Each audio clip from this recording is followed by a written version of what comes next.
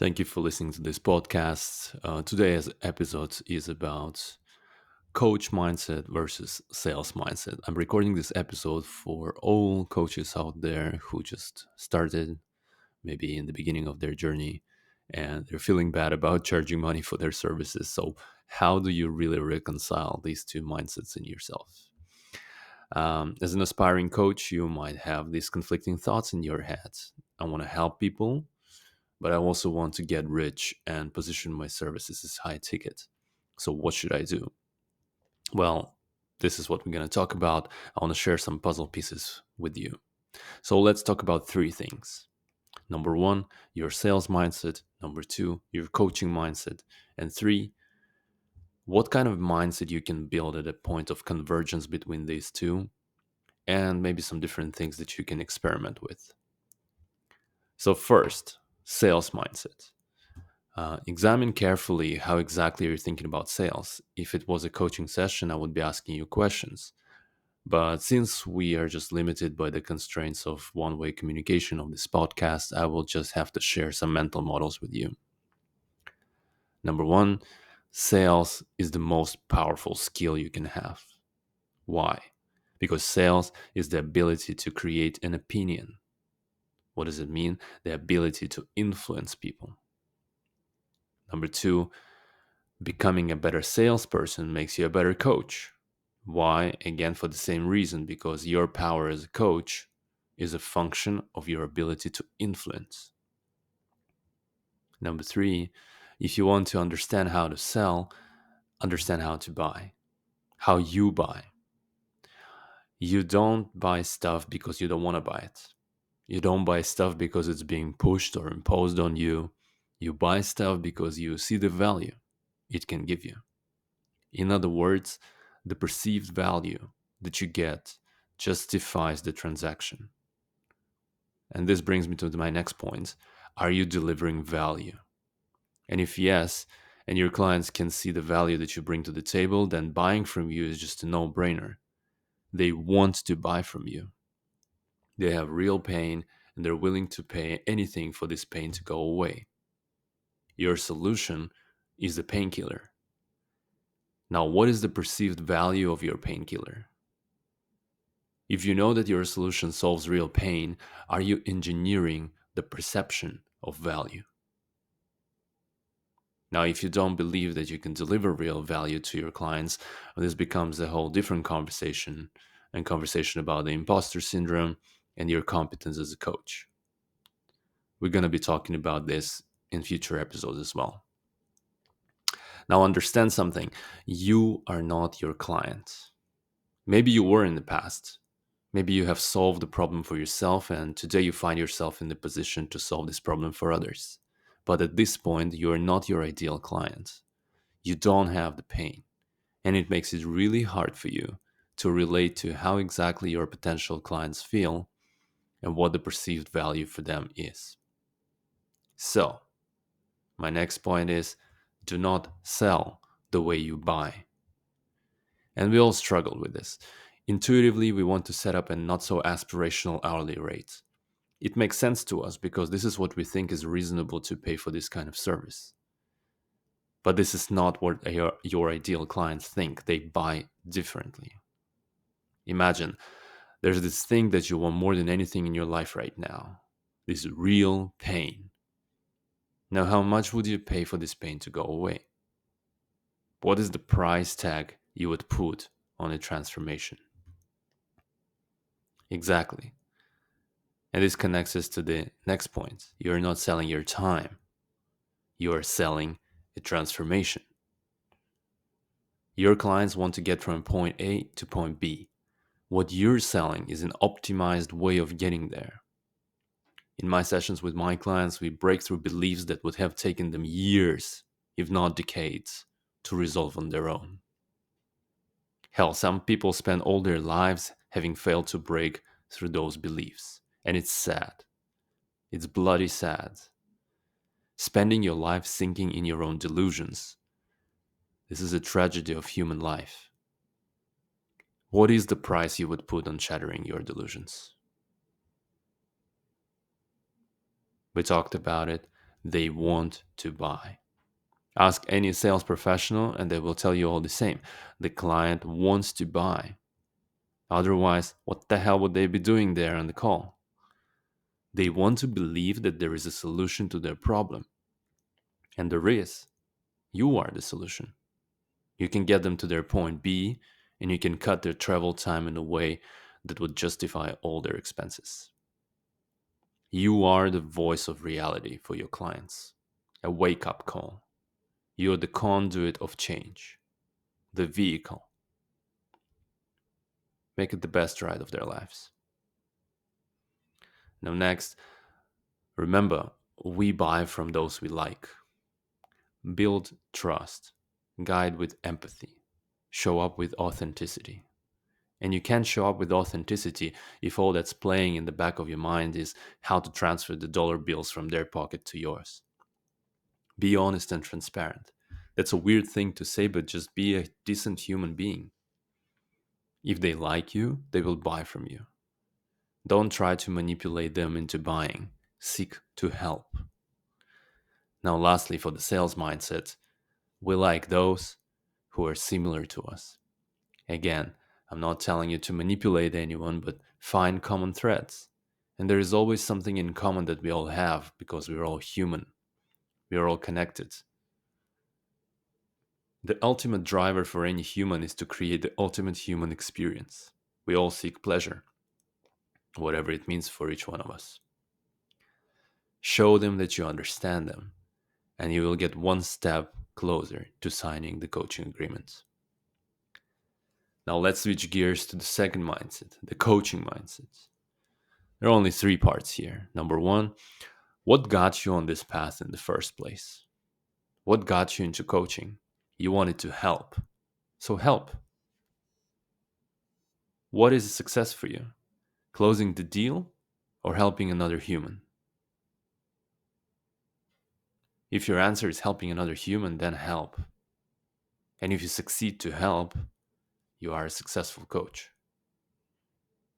If your leading thought is making a quick buck, just quit now. You're in the wrong profession.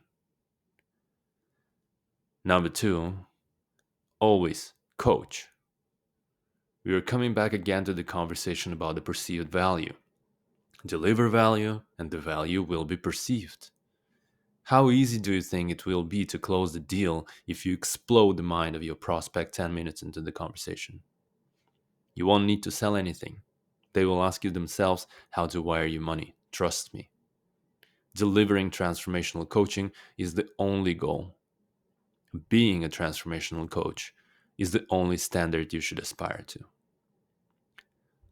Number three, coaching is a long term game. Be a long term player.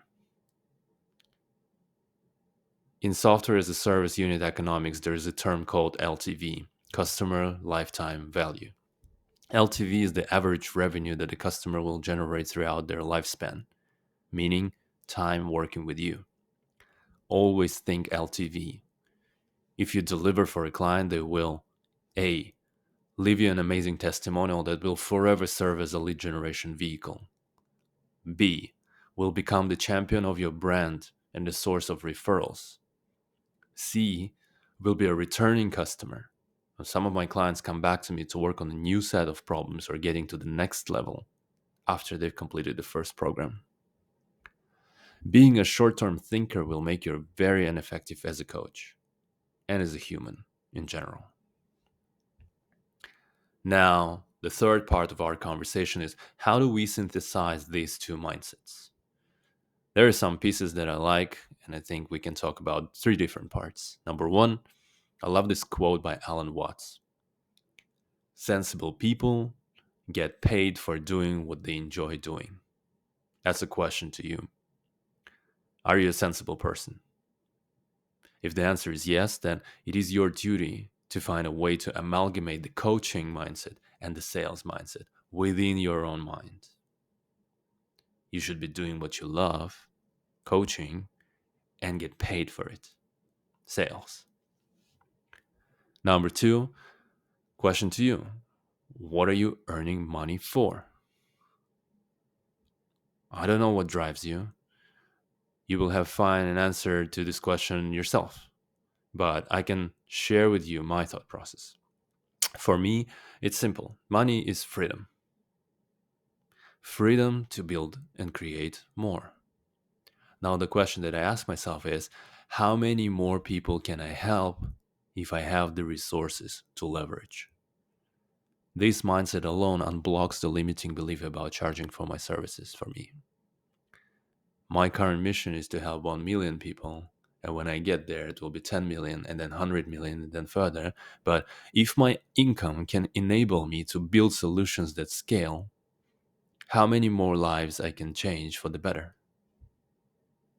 This is the question that I'm asking myself. So ask yourself the same question. Find your ultimate driver. Make it ethical, and you will feel congruent. Even if it's selfish, it still works. Your rationale will evolve with you, but for now, choose to fill your cup first before you give to others. Number three, know your value.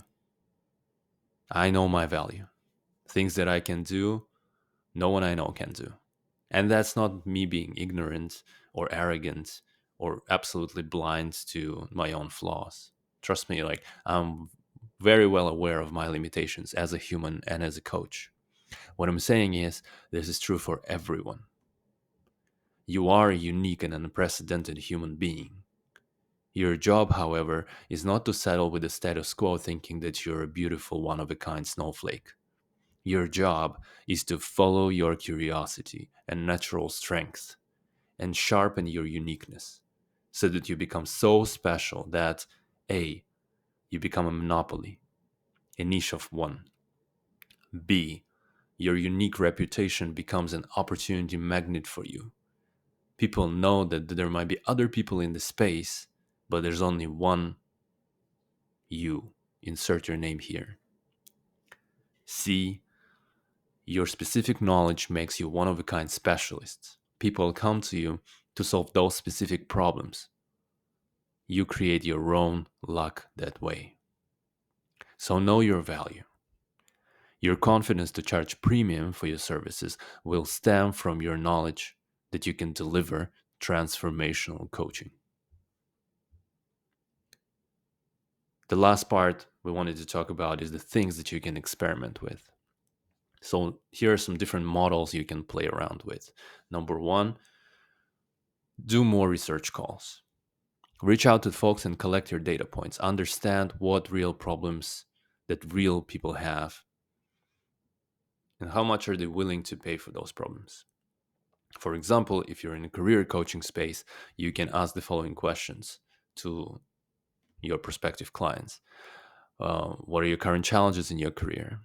Are there any specific obstacles or limiting beliefs that you feel are holding you back in your career? Are there any specific resources or support systems that you currently use or would like to use in your career development? And lastly, how much would you pay for a career coach and why? You can play around and you can create your own variations of those questions. The point is not the questions, the point is that you start collecting real data from real people and at the same time expand your network. If you are in the beginning of your coaching journey, you can offer to coach them for free in exchange for a testimonial. Alternatively, if you can see that most people can't really give you a solid answer to the last question, like how much would you pay for a coach, you can ask them to react to the pricing you have created. Ask them, hey, currently my package is X. Do you think it's too high? Do you think it's too low? Or just maybe just enough to have a skin in the game? More often than not, your clients wouldn't know the market rates. So they will be reacting based on their personal financial situation. And this is exactly what you want. Have the ability to discern. When people say that they are not willing to pay for your services, that doesn't mean that your services are worthless. Maybe it just means that they're not your clients. Number two, be firm with your numbers. When you deliver your numbers and you have a gasp as a reaction, you can be sure you're on the right track. My business coach has shared the cool perspective with me. She said, Your executive clients are not boasting about their inexpensive coach on the golf course with their buddies. They brag that they spend thousands of dollars on you. It may be thinking, indeed so. Having a coach is not like having a therapist. I have a therapist signals I have a problem, and no one wants to be seen as problematic. I have a coach signals I'm going after my success with everything I have, and what I have is an elite support system that only VIP folks have access to. Your goal is to have your clients rave about you, and that's how sales will happen. Deliver your numbers cold, poker face, unflinching. It is what it is. It's your choice whether you want to invest in yourself or not. Now, the meta message, and the meta message is what you're playing in the back of your mind while you're talking to people, should be I have people line up waiting for an opening to get to work with me.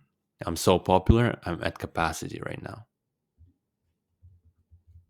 No need to be an asshole about it, just project humble confidence. Hey, I understand this is a serious investment. If you need any additional information, we can talk about it. Now, here are all the different testimonials from my past clients. But what if they say, oh, I need more time to think about it? Well, that's bullshit. And call them on their bullshit immediately. They have been thinking for weeks, months, maybe years to take action. What they need is not time. What they need is more information to build internal reassurance that they're making a right decision. You can always sweeten the deal. Throw in a free coaching session, which is not exactly free, but in exchange for a testimonial. Or even entertain an idea of a small discount if you feel like it will be helpful in closing the client. Say something like, hey, I know it's a significant investment and I'm actually running a promotion right now. I will give you an X% discount on the package. What are your thoughts on this? If they don't budge and still want to have a way out, just give them a way out. You don't want to look desperate. Sometimes the close happens not on the call, but after the call, when they're alone with all their thoughts. You can say, sure thing, take your time. In the meantime, I'm going to send you some resources. I think even if you work through my materials, you will be able to break the ice on your problem. Under promise and over deliver always. Even if you don't close the client, keep the doors open for the conversation to restart. Their situation may change and they will come back to you with new information they have received from reality. Lastly, be a closer. Closer. A closer framework is something I stole from Alex Hormozy. You can look it up, but it's brilliant stuff. What is closer? It's an acronym. C stands for clarify, why this person is there. L, label, the problem. O, overview, the pain. S, sell the vision and storytelling. E, explain away their concerns. R, reinforce the decision. So let's take a closer look. C, clarify why this person is there. What made you get on the call? What is the goal? Why is it important to you? What will happen in 12 months if you achieve it? What will happen in 12 months if you don't achieve it? L, label the problem. So, what I'm hearing is you have done XYZ, but the missing links have been ABC. Is that right? Understand what is the problem. O, overview the pain or recap the pain. So, you're saying you have done XYZ, so why it didn't work for you? What is the challenge here exactly? S, sell the vision or stories. So give them 3 stories, some kind of illustrative things that will show that you can do to help them solve their issue. So there are 3 elements you need to make it work, and you were missing one or more, and this is why you were not successful. For example, the example that Alex gives us with fitness, right? You try to lose weight, you need 3 things to succeed here: fitness, nutrition, and accountability. You were missing one or all 3. That's why you were not successful. E, explain away their concerns. They need to ask their partner, for example. They say so. If you ask them, what do you think they would say? If you close this goal, would this make you happy? And would your partner want you to be happy? Read the room and release the tension a little if you can see that you are being unpleasantly pushy. Apply pressure if you feel like this is what they need right now to make a decision. And lastly, when you see that that's true, R, reinforce their decision. Get them super pumped about their decision. They need to feel really good that they're making the commitment to themselves. Now, things can get muddy if you lean onto sales mindset too much. You're a coach first, and only after that, a salesperson. But if you look at it closely, regardless of the role, the core skill set that you need to develop to be successful as a coach and as a salesperson is the same: influence, persuasion, active listening, educating clients, empathy. Get this skill set right and channel it with ethics into your work. Now, last words for today's episode is everything is a narrative. Build the right narrative and be effective in both sales and coaching.